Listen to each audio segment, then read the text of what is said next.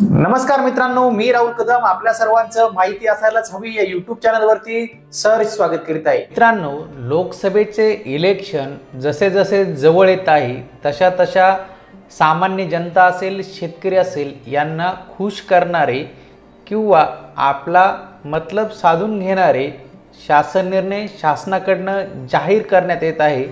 याचाच पुढील पर्याय किंवा पुढील निर्णय म्हणजे महाराष्ट्र शासनाच्या सहकार पणन व वस्त्र उद्योग विभागाने 30 मार्च 2024 रोजी घेतलेल्या शासन निर्णयानुसार सन 2014-15 या वर्षातील ज्या शेतकऱ्यांच्या कर्जाचं पुनर्गठन करण्यात आलेलं होतं किंवा थोडक्यात ज्या शेतकऱ्यांच्या कर्जावरील व्याज हे माफ करण्यात आलेलं होतं आणि हे व्याज पुढील 4 वर्ष हे माफ करण्यात आले होतं, त्याचे पैसे असतील, अनुदान असेल, हे शासनाने आता जमा करण्याचा निर्णय घेतलेला आहे। हा नेमका शासन निर्णय काय आहे, याचा लाभ कोणकोणत्या शेतकऱ्यांना होणार आहे, याच विषयाची सविस्तर माहिती आज आपण ह्या व्हिडिओमध्ये घेणार आहोत। आपण माहिती असायलाच हवी या यूट्यूब चॅनलवर जर पहिल्यांदा आला असाल हा यूट्यूब चॅनल नक्की सबस्क्राईब करा, त्यासोबत शेजारील बेल आयकॉन दाबायलाही विसरू नका।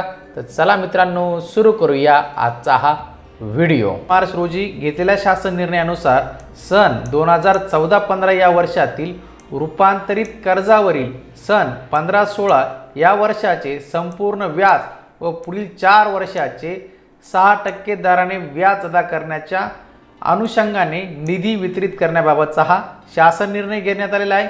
या संदर्भातील जे काही विविध जुने शासन निर्णय आहे, जो शासन निर्णय 29 जुलै 2015चा असेल, शासन निर्णय 12 जानेवारी 2024चा असेल, असे एकूण जे सर्व शासन निर्णय आहेत त्यानुसार हा पुढील शासन निर्णय घेतलेला आहे। या शासन निर्णयाची प्रस्तावना आपण सर्वप्रथम समजून घेऊया।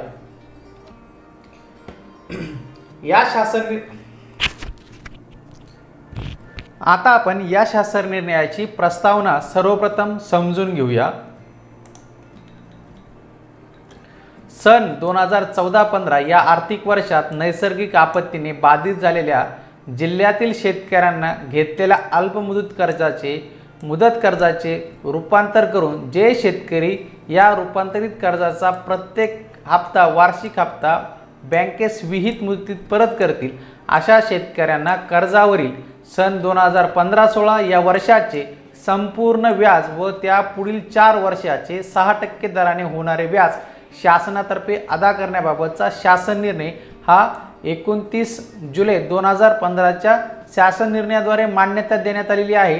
त्यानुसार रूपांतरित कर्जाचा वार्षिक हप्ता विहित मुदतीत परत करण्याची व हे शेतकरी नैसर्गिक आपत्तीने बाधित असण्याची अट शिथिल करून शेतकऱ्यांना देय असलेली व्याजाची रक्कम रूपांतरित कर्जावरील व्याज माफी या योजनेअंतर्गत अदा करण्यास विशेष बाब म्हणून 12 जानेवारी 2024च्या शासन निर्णयानुसार मान्यता देण्यात आलेली आहे।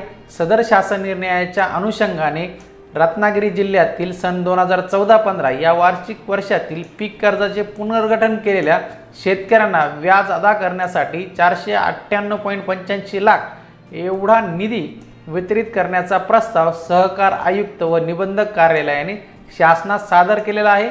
त्यानुसार उपरोक्त शीर्षकाखाली जो काही निधी आहे तो उपलब्ध नसल्याने 29 मार्च 2024 रोजीच्या शासन निर्णयाद्वारे छत्रपती शिवाजी महाराज शेतकरी सन्मान योजना 2017 साठी उपलब्ध असलेल्या निधीतून 498.85 लाख इतका निधी पुनर्नियोजनाद्वारे उपलब्ध करून देण्यास मान्यता देण्यात आलेली आहे। त्यानुसार पुनर्नियोजनाद्वारे जो काही आहे तो निधी उपलब्ध करून देण्याची बाब शासनाच्या विचाराधीन होती आणि त्यानुसार हा जो काही आहे तो शासन निर्णय आता घेण्यात आलेला आहे।